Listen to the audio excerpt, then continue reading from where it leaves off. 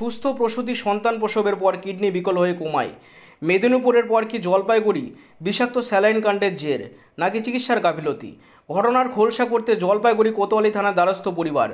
জানা গিয়েছে, জলপাইগুড়ি সদর ব্লকের বোয়ালমারি নন্দনপুর গ্রাম পঞ্চায়েতের এলাকার বাসিন্দা বছর 23-এর সান্ত্বনা রায়।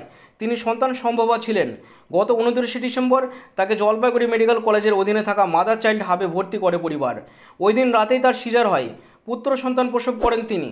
পরদিন থেকে কিডনি বিকল হয়ে ধীরে ধীরে শারীরিক অবস্থার অবনতি হয় তার। এরপর 2রা জানুয়ারি গভীর রাতে উত্তরবঙ্গ মেডিকেল কলেজে স্থানান্তরিত করা হয়। এখনও রোগী সেখানে চিকিৎসাধীন, বর্তমানে ভেন্টিলেশনে রয়েছে, মৃত্যুর সাথে পাঞ্জা লড়ছে। এরপর সোমবার রাতে চিকিৎসার গাফিলতির অভিযোগ তুলে পুলিশের দ্বারস্থ হয় পরিবার। স্বামী উত্তম মাতব্বর অভিযোগ করে বলেন, আমার সন্দেহ মেদিনীপুর মেডিকেল কলেজের বিষাক্ত স্যালাইন নিয়ে যে ঘটনা ঘটেছে এখানেও হয়তো তাই হয়েছে।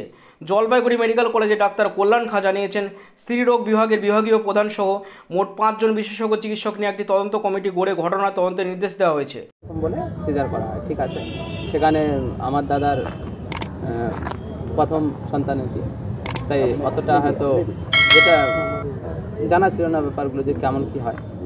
সেখানে বনসই সই করে দেয়নি বা এদিকে গার্জিয়ান পক্ষ থেকে শোনার পরে তার অবশেষে সিজার করা হলো, একটি পুত্র সন্তান হলো।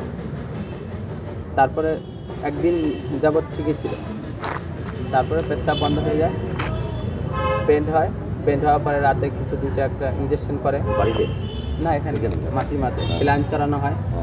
সে জানি না সেই কাণ্ড নিয়ে কি সিলাইন কাণ্ড যেটা হয়ে যাচ্ছে রীতিমতো।